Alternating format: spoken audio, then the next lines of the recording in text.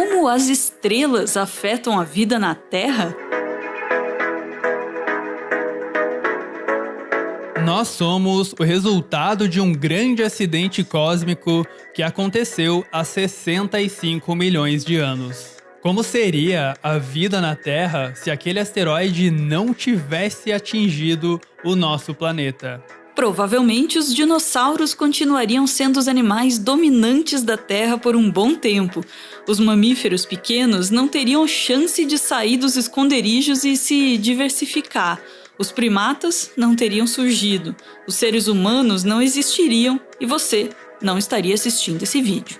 Hoje é consenso entre os cientistas que o impacto de um asteroide na Terra desencadeou uma série de outras catástrofes que levou à extinção dos dinossauros não avianos. Mas quando essa teoria foi publicada na revista científica Science, lá em 1980, a ideia foi ridicularizada pela mídia e até por outros cientistas. Um corpo cósmico influenciando a vida na Terra? Quanta bobagem, eles pensaram. Uma espécie de editorial da prestigiada revista The New York Times chegou a dizer que os astrônomos deveriam deixar para os astrólogos a tarefa de procurar respostas nas estrelas. Combustível fóssil é o cu da sua mãe. Não existe combustível fóssil, porra nenhuma. Isso é uma farsa, uma palhaçada. Péssima ideia do New York Times. É melhor deixar a ciência com os cientistas mesmo. Com o tempo, novas evidências da queda de um asteroide foram surgindo, incluindo a descoberta da cratera criada por esse impacto, a cratera de Chicxulub, no México, com 180 quilômetros de diâmetro. O asteroide que causou a extinção dos dinossauros não avianos pode não ter sido o único acidente cósmico que alterou os rumos da vida no nosso planeta. Estrelas muito distantes, que estão a anos-luz do nosso planeta, podem sim interferir nas coisas que acontecem por aqui, mas não daquele jeito que os astrólogos dizem. Cá entre nós, é de um jeito muito mais legal.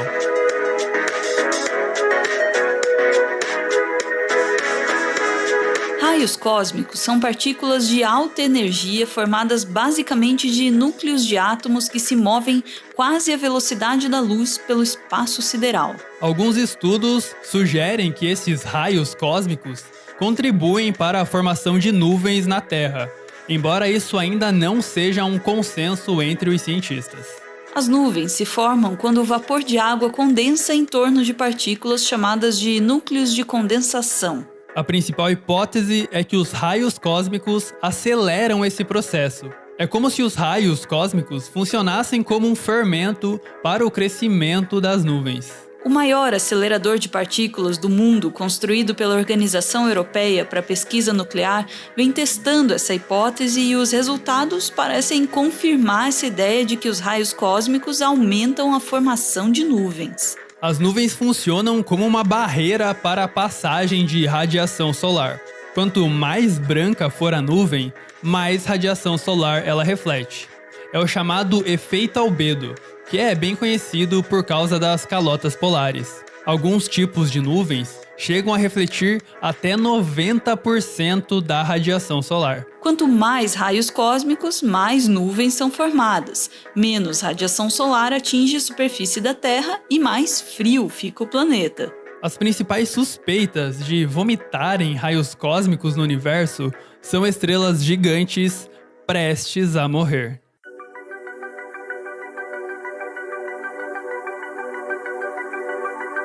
Estrelas nascem e morrem a todo momento. Quando estrelas gigantes estão no final da vida, elas entram em colapso e dão origem a uma explosão colossal chamada de supernova. As supernovas parecem ser as principais fontes de raios cósmicos. Quanto mais raios cósmicos, mais nuvens se formam e mais frio fica o planeta. É por isso que supernovas que explodem perto da Terra podem deixar o clima por aqui bem mais frio. Um evento gigantesco desses deixa marcas em corpos rochosos próximos.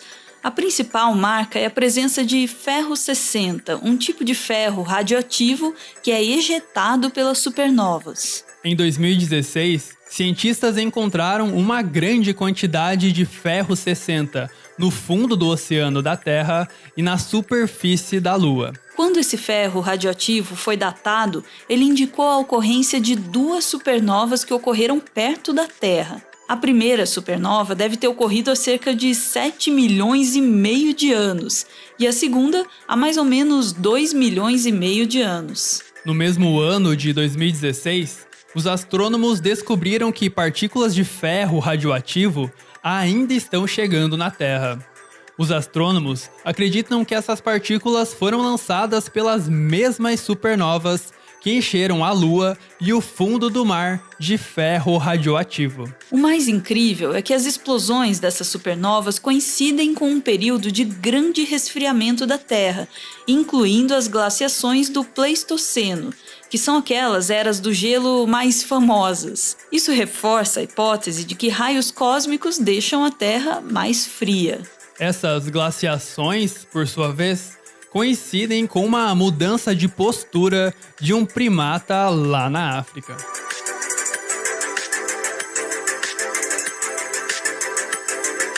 Durante as glaciações, o clima das regiões tropicais fica mais frio e também mais seco. É que muita água fica presa nas calotas de gelo e aí se formam menos nuvens de chuva. Nesse clima mais seco, os incêndios naturais passam a ser mais comuns. As florestas densas e fechadas em geral crescem em ambientes quentes, úmidos e sem fogo. Já as savanas são vegetações mais abertas, adaptadas justamente a um ambiente um pouco mais frio, mais seco e com incêndios ocasionais. Essa supernova que esfriou a Terra ao encher ela de raios cósmicos há 7 milhões de anos pode ter sido o estopim para que a savana africana avançasse sobre as florestas. É nessa mudança de paisagem que pode estar a origem da nossa capacidade de andar sobre 2 pernas. A locomoção sobre 2 pernas é uma das marcas registradas dos seres humanos. Outros primatas até conseguem se levantar e caminhar por períodos curtos de tempo, mas atualmente, só nós, humanos, usamos essa postura como modo primário de locomoção. Essa habilidade de andar ereto sobre 2 pernas é chamada de bipedismo ou bipedalismo. A origem dessa habilidade é um dos maiores mistérios da evolução humana. Existem diversas hipóteses que tentam explicar por que nossos ancestrais resolveram andar sobre 2 pernas. Uma das hipóteses mais famosas e também mais polêmicas é a chamada hipótese da savana. De acordo com essa hipótese, o ambiente mais aberto criado pelo avanço da savana sobre as florestas favoreceu os nossos ancestrais hominídeos que tiveram essa ideia inédita de levantar a cabeça e andar sobre 2 pernas. Se não fosse a explosão de uma supernova perto da Terra, talvez nossos ancestrais jamais tivessem descido das árvores. E aí, eles não teriam as mãos livres para cozinhar e criar ferramentas. A explosão de uma única estrela pode ter sido capaz de iniciar uma era do gelo no nosso planeta e mudar os rumos da evolução humana. Mas o que será que aconteceria se os raios cósmicos de milhares ou milhões de estrelas atingissem em cheio o nosso planeta?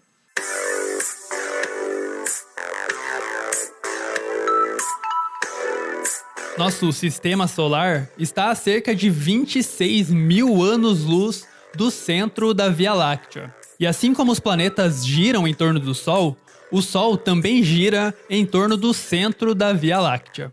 Os grandes braços espirais da Via Láctea são berços e também cemitérios daquelas estrelas gigantescas que no fim da vida dão origem a supernovas. Isso significa que essas regiões da Via Láctea possuem uma quantidade absurda e inimaginável de raios cósmicos. Para nossa sorte, atualmente o sistema solar está numa zona neutra entre 2 braços espirais da Via Láctea, longe dos raios cósmicos que poderiam congelar o nosso planeta.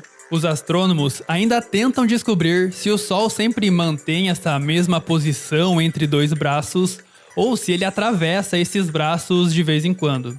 Alguns estudos, incluindo um mais recente, publicado em dezembro de 2020, sugerem que o Sol passa sim por dentro desses braços cheios de grandes estrelas e raios cósmicos, e que essas passagens foram a causa de catástrofes climáticas extraordinárias que congelaram totalmente a superfície da Terra, transformando nosso planeta em uma bola de neve espacial. Uma dessas vezes em que a Terra congelou totalmente ocorreu há cerca de 700 milhões de anos atrás. Nessa época, os seres vivos que habitavam a Terra eram bem simples, a maioria deles formadas de uma única célula. Há cerca de 540 milhões de anos, num período chamado de Cambriano, ocorreu um dos eventos biológicos mais importantes da história da vida na Terra. Em poucos milhões de anos, que é um piscar de olhos do ponto de vista geológico, surgiram inúmeras formas mais complexas de vida. Essa explosão de vida ficou conhecida como Explosão Cambriana. A maior parte dos ancestrais dos animais que a gente conhece hoje surgiu nessa explosão. De alguma maneira, essa explosão de vida pode estar relacionada com o congelamento da Terra causado por essa passagem do Sol por dentro de um braço espiral da Via Láctea. Uma das hipóteses diz que o movimento da grossa camada de gelo que cobria a Terra triturava as rochas que ficavam embaixo, liberando uma grande quantidade de compostos inorgânicos no oceano, como o fósforo. Esses elementos teriam fertilizado os oceanos, causando uma enorme proliferação de algas marinhas, que passaram a produzir mais matéria orgânica e mais oxigênio. Esse aumento de matéria orgânica e oxigênio foi o estopim para a explosão de vida do Cambriano. A causa primária da explosão de vida na Terra pode ter sido a explosão da morte de estrelas gigantes.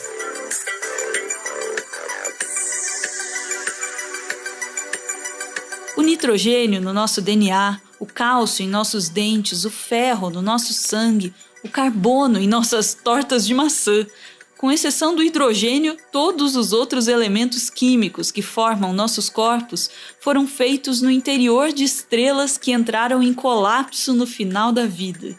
Nós somos um grande vacilo cósmico feito de poeira de estrelas. É intrigante saber que, além de fabricar os elementos químicos que formam todos os seres vivos, as estrelas também podem ter influenciado os rumos que a vida na Terra tomou. Ao contrário do que dizia aquele editorial do The New York Times, a gente pode sim procurar respostas nas estrelas. Olhar para o céu e apreciar as estrelas é um grande gesto de humildade, porque isso nos lembra o quão pequenos e insignificantes somos perante a vastidão do tempo e a imensidão do universo. Mas ao mesmo tempo, olhar para as estrelas nos torna gigantes, porque nos lembra que nós fazemos parte desse universo. Mais do que isso, nós somos a maneira que o universo encontrou de conhecer a si mesmo.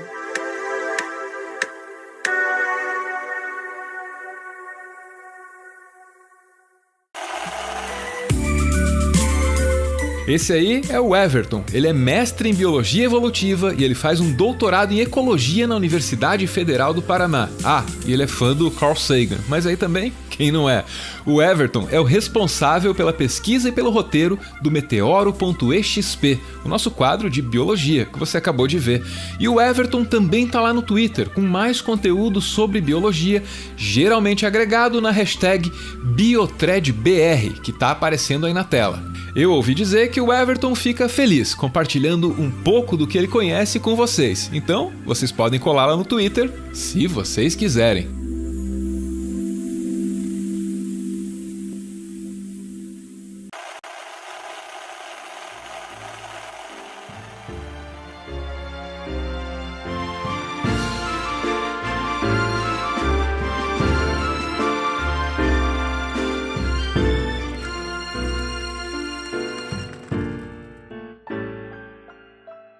Muito obrigado por ver esse vídeo até o final. O Meteoro é mantido graças a uma campanha de financiamento coletivo. Quem participa aparece aqui no finalzinho, que é para receber o nosso agradecimento. Hoje é a vez da Paloma, em homenagem ao filho dela, Olavo, de 5 anos. A gente está vendo ele aí. Diz a Paloma: o que a gente diz para a pessoa mais importante da nossa vida? Te amo? Pode contar comigo sempre? Bom, isso eu falo todo dia para você. Nesse espaço público e talvez perene, quero dizer que desejo que você se ame e que possa sempre ser você mesmo. O resto a gente conversa depois, junto com todas as coisas importantes que tento te ensinar diariamente, como gentileza, respeito, coragem. E, se você quiser, retribua ao mundo todo o amor que te ofereço. Uma mãe dessas, hein, Olavo? Beijo, gente. Valeu!